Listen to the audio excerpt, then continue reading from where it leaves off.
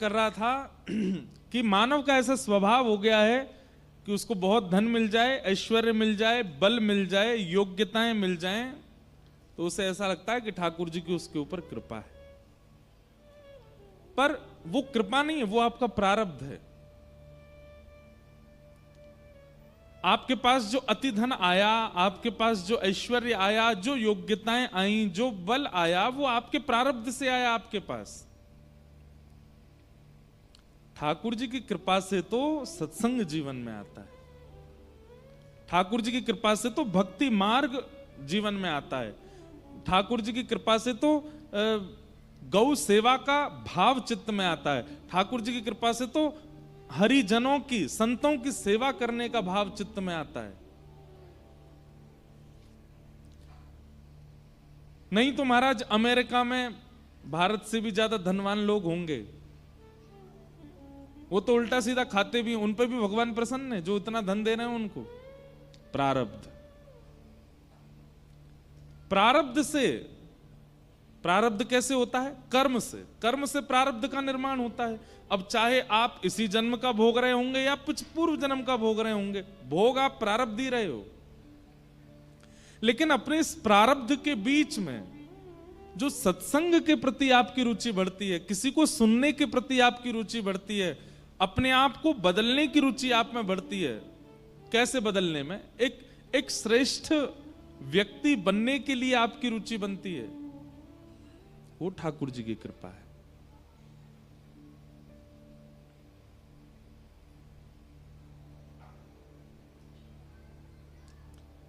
जीवन भर गलत कार्य किए, कभी अपने आप को परिवर्तित नहीं किया, लेकिन किसी एक की वाणी सुनकर के बस मन हुआ कि अब अपने आप को बदल दें, अब परिवर्तित करें, अभी तक जो जितने हमने गलत कार्य किए इन सबका त्याग कर दें। ये भगवत कृपा है। कैमरा वाले इनको मूवमेंट ने कम है जाएगो तो और आनंद आवेगो कथा में। हमको बहुत जल्दी डिस्ट्रैक्ट होता हूं मैं, ये हमारी कमी है। तो आप पर कृपा है कि आपको ठाकुर जी ने याद किया, इसीलिए कथा हो रही है सुनाम में। और मुझे पता चला हर वर्ष ही या संस्था के द्वारा ठाकुर जी के मंगल यश का गान यहाँ होता रहता है। लेकिन हम पर बहुत बड़ी कृपा है ठाकुर जी की। हम चाहते हैं हमारी जैसी कृपा सब पे हो जाए। हम तो ये बात कह देते हैं, भगवान करे नजर नहीं लगे हमको। हम पर कैसी कृपा है कि हम तो हर दिन सत्संग करते ही रहते हैं, हर दिन ठाकुर जी को याद करना ही करना है। कल तक अमृतसर में याद कर रहे थे और अमृतसर से अब सीधे आ टपके आपके बीच में, अब आपको आपके सामने याद कर रहे हैं। यहां 30 तारीख को अपनी भाव विश्राम करेंगे। 1 तारीख बीच में बस 31 तारीख है, 1 तारीख से फिर महाराष्ट्र के भुसावल में वहां ठाकुर जी को याद करेंगे। फिर वहां 7 तारीख को भाव पूर्ण करेंगे, 8 तारीख से कोल्हापुर में याद करेंगे, फिर वहां 13 को पूर्ण करके 14 से फिर गांधी धाम कच्छ गुजरात में याद करेंगे। हर दिन ठाकुर जी ने कान पकड़ के बैठा रखे, बोले तो पे और कोई काम ना, तू बस मुझे याद कर हर दिन। और अकेलो याद मत करे, जहां जहां जावे वहां के लोगन को बैठा के भी याद करवा। ठाकुर जी को याद, देखो स्मृति बहुत बड़ी चीज है। स्मृति में, ध्यान में यदि बर्गर आ जाए तो जीव में पानी लाने की सामर्थ्य होता है ना, जिसको पसंद हो, हमको तो नहीं है। चलो बर्गर नहीं बोलते, मक्के की रोटी सरसों का साग, पंजाब है भैया। अभी हम अमृतसर में थे, वहां पे एक दिन हम पी के आए लस्सी, पेड़ा वाली लस्सी। मैंने कि वृंदावन में तो लस्सी सब लोग पीते ही हैं, चलो यहाँ की पियो।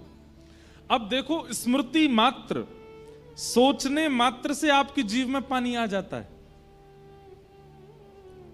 विषय वासना का चिंतन मात्र करने से काम का उद्दीपन हो जाता है। स्मरण कितना ज्यादा भयानक होता है। लेकिन ऐसे विषय वासना संसार के विषयों के बीच में हम वृंदावन को याद करें, हम बिहारी जी को याद करें, स्वामी श्री हरदास जी को याद करें, हितहरिवंश महाप्रभु को याद करें, श्री राधा रमन लाल को याद करें, राधा वल्लभ लाल को याद करें, ये उनकी कृपा के बिना नहीं हो सकता। हम जीव नहीं याद कर सकते ठाकुर जी को, ठाकुर जी चाहते हैं तभी हम याद कर पाते हैं। एक प्रकार से कथा क्या है? स्मृति महोत्सव। क्या है? भगवद स्मृति महोत्सव। तो सुनाम की पावन धरती, जहां हमारे श्री ऊधम सिंह जी का ये स्थान है, जिन्होंने देश के लिए अपनी बुद्धिमत्ता से, अपनी चतुर्बुद्धि से कुछ करने का प्रयास किया और वो उसमें सफल हुए। ये सौभाग्य है कि उनके जन्म स्थान पर आने का और यहां कथा सुनाने का हमको अवसर मिला है। आज पूज्य श्री हमारे स्वामी श्री कृष्णानंद जी महाराज पधारे हैं। बाल्यकाल से ही आपका सानिध्य हमको खूब प्राप्त हुआ। पूज्य पिताजी महाराज की कथा जब भी पंजाब में होती थी, छुट्टी होती थी, तो हम भी आते थे महाराज जी के सानिध्य में, थोड़ी देर कुछ बोलते थे, प्रवचन करते थे। जब कथाएं कहना प्रारंभ नहीं किया तब महाराज जी को सुनाते थे। महाराज जी की और गौ माता की कृपा से ही आज आप सबके बीच में कथाएं सुना पा रहे हैं। हमने अपना एक भाव कहीं शेयर किया था किसी पॉडकास्ट में कि एक समय ऐसा था कि जब कथा कहना प्रारंभ किया था, तो जब इतनी कथाएं नहीं होती थी, घर पे ही रहते थे, तो मन में इच्छा होती थी कहीं कथा हो तो कथा सुनाने जाएं, लेकिन इतनी कथाएं होती नहीं थी। एक कथा के बाद 2-3 महीना घर पे ही रहते थे। तो फिर क्या करें? अब अध्ययन करने के बाद मन होता था कुछ तो सुनाएं, किसी को तो सुनाएं। तो हमारी माता जी एक दिन बोली, वो लाला, गौशाला में इतनी सारी गैया हैं हमारे घर पे, ये सब भी तो श्रोता हैं, और इन जैसे श्रोता कोई नहीं मिलेगा। संसार के श्रोता तो बात करते रहेंगे, फोन चलाते रहेंगे और जाने क्या क्या करते हैं, पर इनके पास तो फोन भी नहीं होता। गैयाओं के पास कहाँ फोन होता है? और गैया बोलती भी नहीं है, बढ़िया प्रेम से अपना बैठी बैठी चारों खाती रहेगी, कथा सुनती रहेगी। तो हम सुबह सुबह जाते थे अपनी गौशाला में, गायों को कथा सुनाते थे। 4 बजे जाते थे, 4:30 बजे करीब गैया, चारों तरफ गैया, बीच में तखत लगा के, व्यास मंच बना के और भागवत जी पधरा के, पर गैयाओं को ही कथा सुनाते थे। और ये क्रम बहुत दिनों तक किया। आज उन्हीं गैया की कृपा है कि हम अब हर दिन ठाकुर जी की कथा कहने कहीं ना कहीं जाते हैं। लेकिन आज भी याद आता है उन जैसा श्रोता हमको मिला नहीं। कितनी बार तो ऐसा होता बाबा कि कथा के बीच में कोई गैया ब्याह भी जाती, तो फिर हम नंदोत्सव मनाते थे। पूछते थे ग्वारिया बाबा से, कौन भयो, लाला भयो कि लाली भाई? तो कहते लाला भयो, तो नंदोत्सव मनाते। और कोई गैया की अगर लाली होती तो फिर राधाष्टमी महोत्सव मनाते।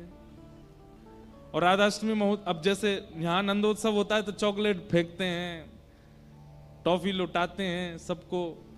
तो गैयान के बीच में क्या करें, तो गुड़ लेके आते थे छोटे छोटे। तो नंदोत्सव के दिन गुड़ के लड्डू, छोटे छोटे गुड़, और या फिर दलिया बनवाते, दलिया बनवा फिर गैयाओं का उत्सव करते थे। बहुत आनंद आता था। तो गैया, हम एक बात स्पष्ट रूप से कथा में कहते हैं कि जिस व्यक्ति को गौ से घृणा है, या चलो गौ से घृणा नहीं है, लेकिन गौ गोबर से, गौ मूत्र से या गाय के पास जाने में डर लगता है, समझ लियो जाकू गैया से घृणा, गैया से डर लगे, ठाकुर जी को वहां से डर लगे। ठाकुर जी को गैया से डर ना लगे, ठाकुर जी तो गैया के नीचे बैठ जाएं, गोबर उठा लें, मुख में थन लेके पीन लग जाएं।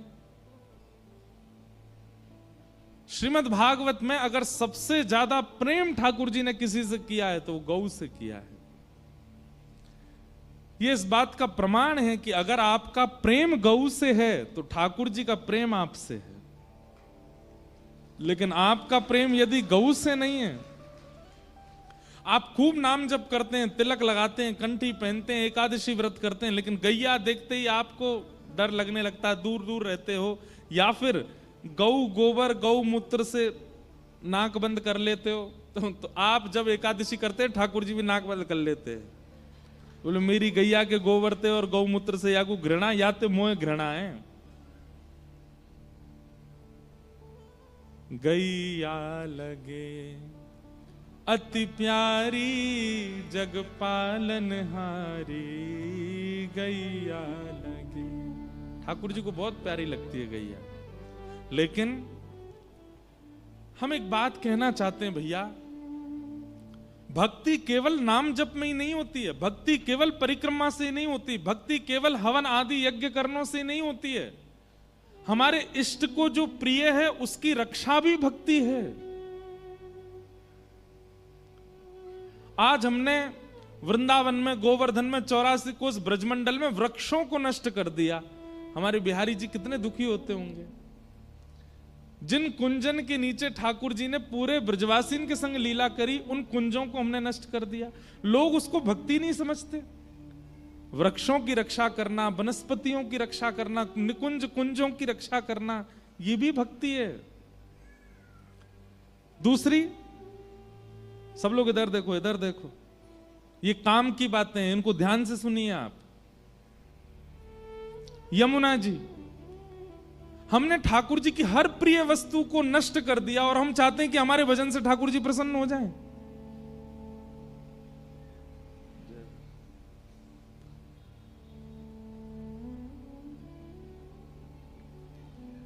वृक्षों को नष्ट कर दिया, यमुना जी को नष्ट कर दिया,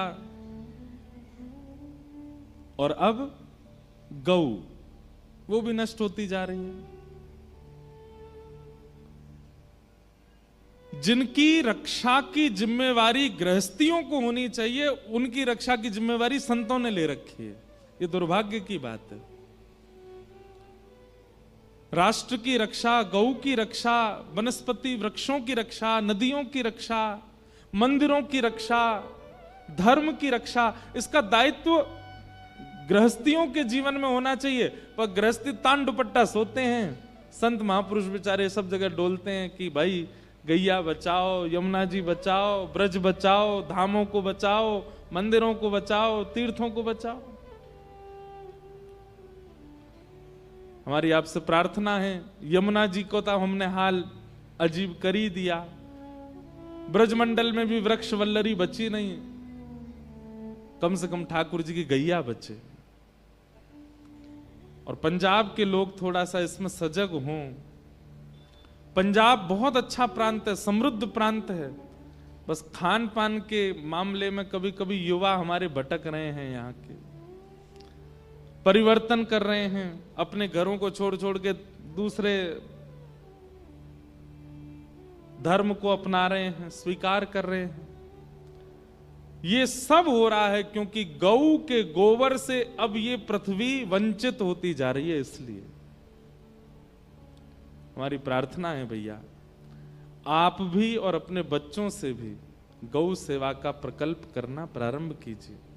यदि चाहते हैं कि सच में बिहारी जी प्रसन्न हो, वृंदावन प्रसन्न हो, श्री राधा रमन लाल प्रसन्न हो, श्री राधा वल्लभ लाल प्रसन्न हो, तो गैया की सेवा की भावना चित्त में लाओ। यमुना जी को एक आदमी शुद्ध नहीं कर सकता, तो वो तो सरकारी काम है। वृक्ष वल्लरी भी बहुत संख्या में, वो भी नहीं, पर गौ सेवा का प्रकल्प तो हर मानव कर सकता है। महाराज जी की इस विरह वेदना में आप सब लोग अपने प्रेम की आहुति दीजिए, ताकि ये संकट जो हमारे धर्म पर है ये कटे, ऐसी हमारी प्रार्थना है। आज प्रथम दिवस है कथा का। कथा का समय वैसे रोज 7 बजे से है, पर हम चाहेंगे कि आप लोग 6 बजे ही आ जाएं, ताकि 7 बजे हम कथा प्रारंभ कर दें। हम 7 बजे कथा प्रारंभ कर देंगे तो 10 बजे, अब देखो रात में कथा करने का हमारा अभ्यास कम है, हम तो दिन में कथा करने वाले हैं, पर पंजाब के लोगों की तो बात ही निराली है, रात में कथा सुनते हैं। 7 बजे जलंधर में कथा हुई थी, 8 बजे से 12 बजे तक होती थी रात में। अब हमारे गिरधर लाल जी बेचारे वो प्रतीक्षा करते हैं 10 बजे यहाँ कथा पूरी करेंगे, फिर जाके उनको शयन कराएंगे। तो इसलिए हमारी भावना ऐसी है कि हम ठाकुर जी को शयन करा करके ही कथा में आया करेंगे। 7 बजे से कथा का प्रारंभ कल से नित्य हो, और आप सब लोग 6 बजे ही आकर के अपना अपना स्थान ग्रहण कर लें, तो उससे और आनंद और सेवा हमारी ठीक से हो जाएगी ठाकुर जी की। आइए कथा के महात्मा में प्रवेश करते हैं। बोलो वृंदावन बिहारी लाल की। सच्चिदानंद रूपाय विश्वोत्पत्त्यादि हेतवे तापत्रय विनाशाय श्री कृष्णाय वयं नमः। भागवत जी का महात्म बहुत ध्यान से सुनिएगा। सच्चिदानंद रूपाय विश्वोत्पत्त्यादि हेतवे तापत्रय विनाशाय श्री कृष्णाय वयं नमः। भगवान के 3 रूप, 3 गुण और 3 कर्मों का वर्णन किया गया। सबसे पहली बात, ठाकुर जी का स्वरूप कैसा है। अभी आपसे पूछा जाए ठाकुर जी का स्वरूप कैसा है, तो अधिकतर सब ऐसे बोलते हैं ठाकुर जी सांवले हैं, ठाकुर जी के मोटे मोटे नेत्र हैं, ठाकुर जी मोर मुकुट पहनते हैं, ठाकुर जी वंशी धारण करते हैं, ठाकुर जी त्रिभंगी हैं। ये ठाकुर जी का रूप है। रूप और स्वरूप 2 होते हैं। हर व्यक्ति के भी रूप और स्वरूप 2 होते हैं। बहुत ध्यान से सुनिएगा।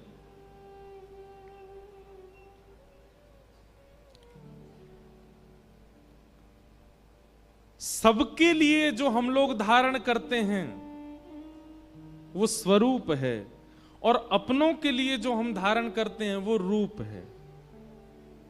समझ रहे हैं हमारी बात।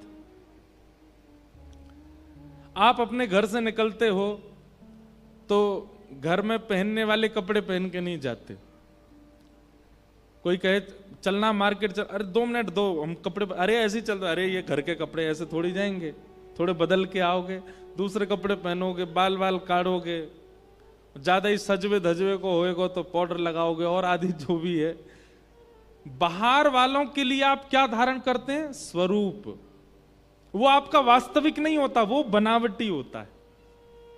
और अपनों के लिए आप वास्तविक होते हो। अपनों के लिए तो बाल भी बिखरे होते हैं, अपनों के लिए फटी हुई शर्ट भी पहन लोगे, अपनों के आगे तो लेट भी जाओगे, पाम भी ऊपर कर लोगे, सब कर लोगे। ऐसे ही ठाकुर जी के भी रूप और स्वरूप 2 हैं।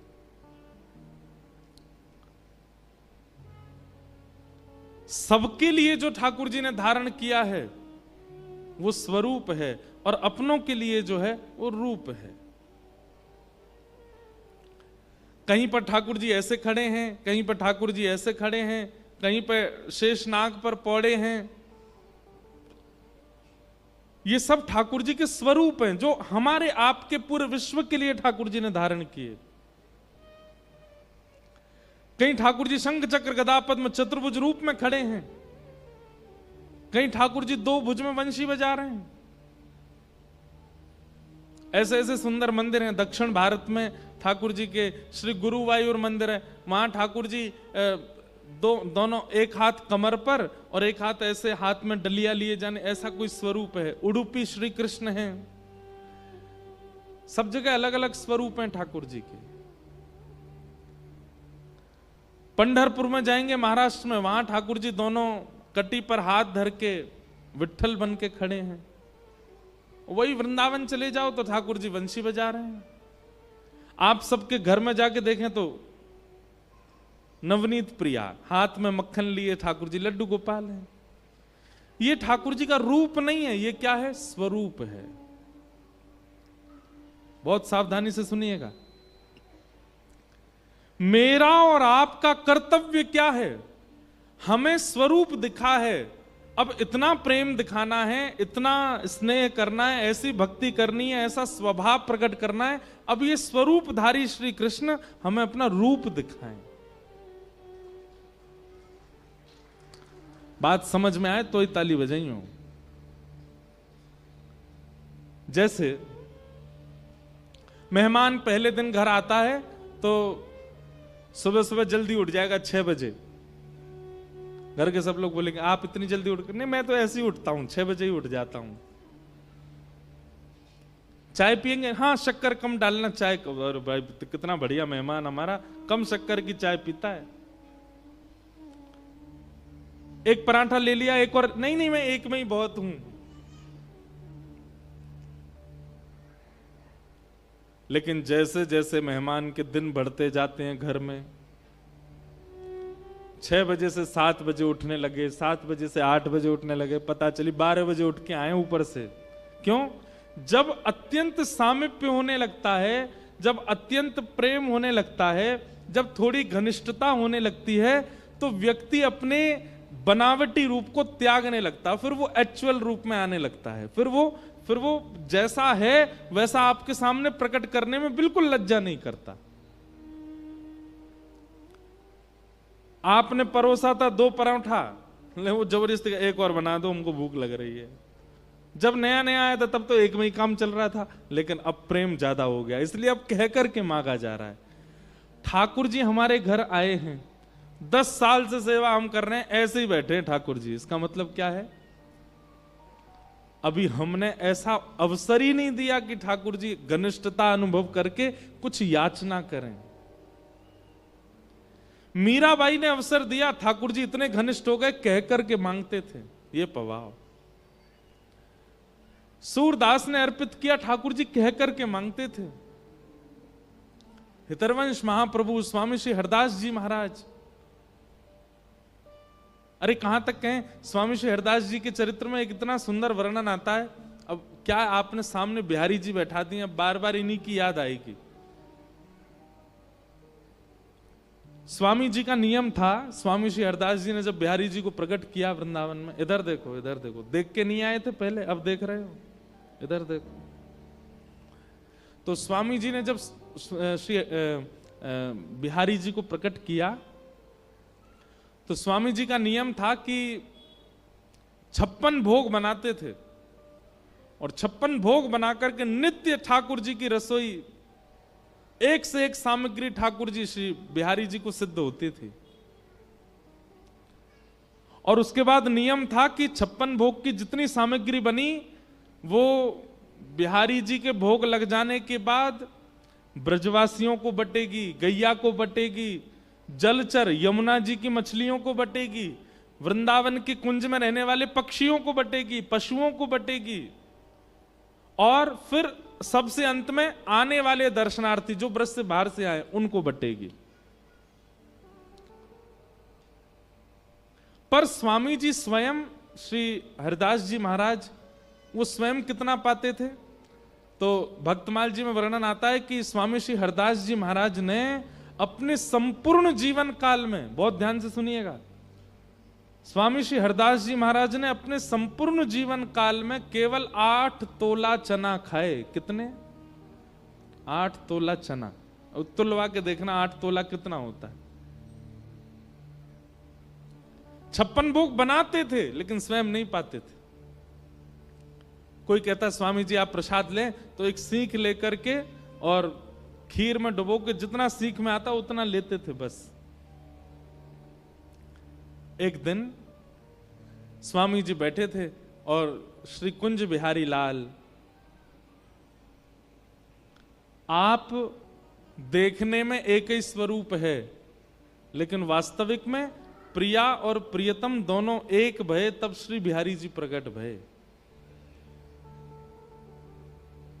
तो जब स्वामी जी महाराज बैठे तो श्री ठाकुर जी प्रिया प्रियतम दोनों विलग रूप धारण करके आए और स्वामी जी की गोद में बैठ गए।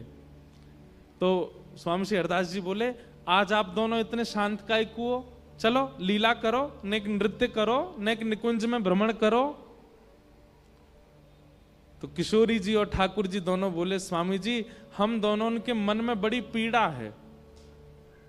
स्वामी जी बोले, काय बात की पीड़ा? बोले, आप हमारी सेवा करो, हमारी आरती करो, हमारो शयन करो, हमें इतना आनंद कराओ, 56 भोग हमें पवाओ, लेकिन आप स्वयं भिक्षा पामे और भिक्षा में भी केवल कछु चना ही खामे। हमें ये देख करके बहुत कष्ट हो गए। वो चने भी जो खाते थे स्वामी जी, वो भी अपने नहीं, कोई भिक्षा लेकर के आता था उसको पाते थे।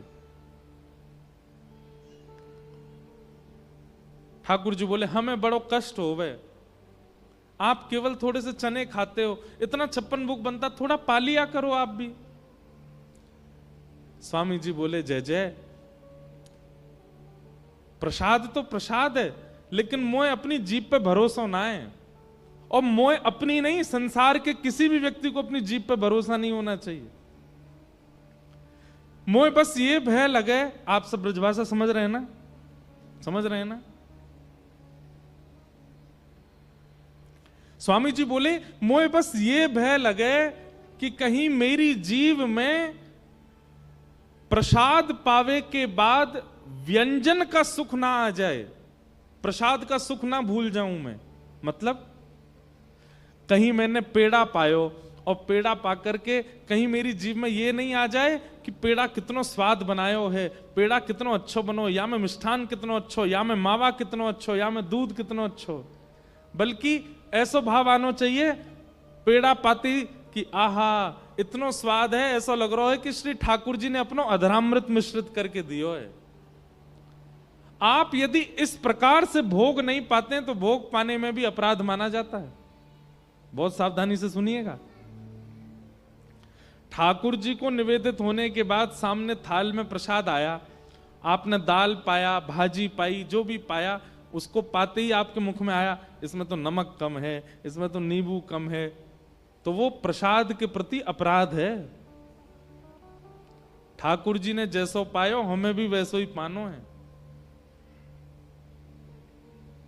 स्वामी जी महाराज बोले, मोए अपनी जीभ पे भरोसा ना है,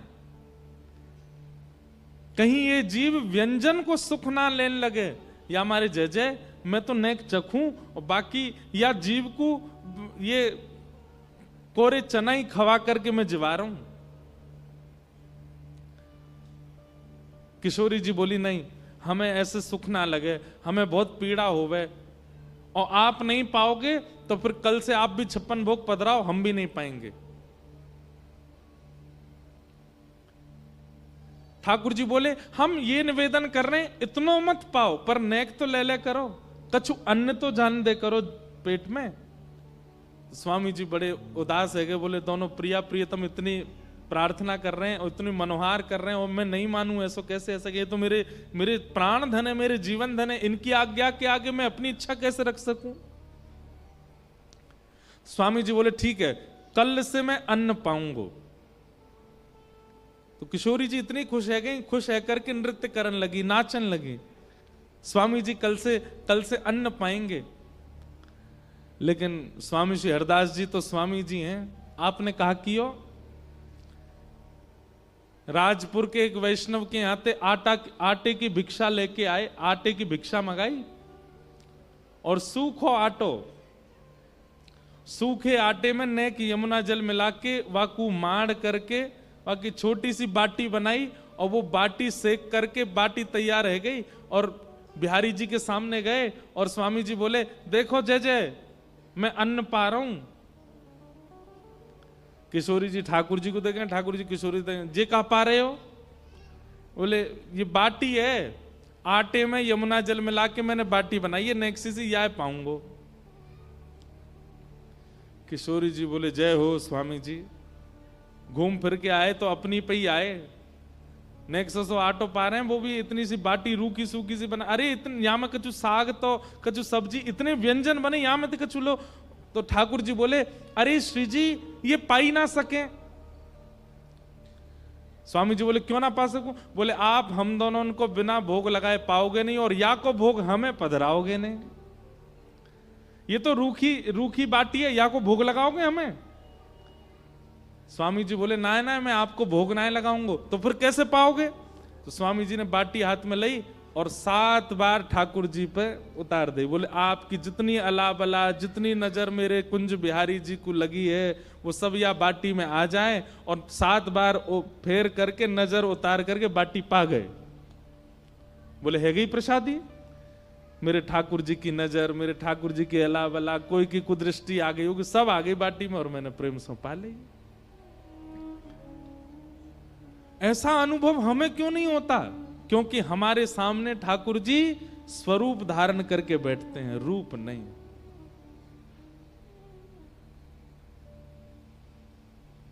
ठाकुर जी का रूप क्या है? सच्चिदानंद रूपाय, सत्य, चैतन्य और आनंद। बिहारी जी भले ही त्रिभंग लली हैं, परंतु ये स्वरूप का रूप क्या है? सत्य सबसे पहला।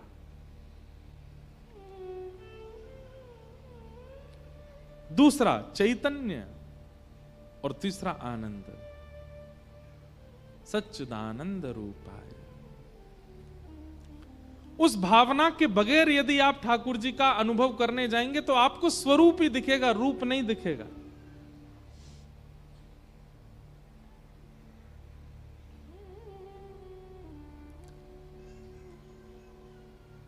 स्वरूप का ही अनुभव होगा।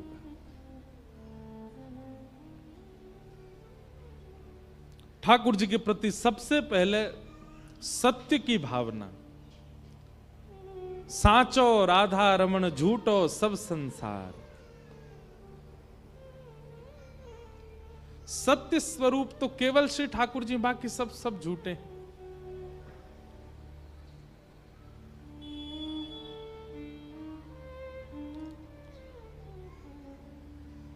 श्रीमन नारायण नारायण।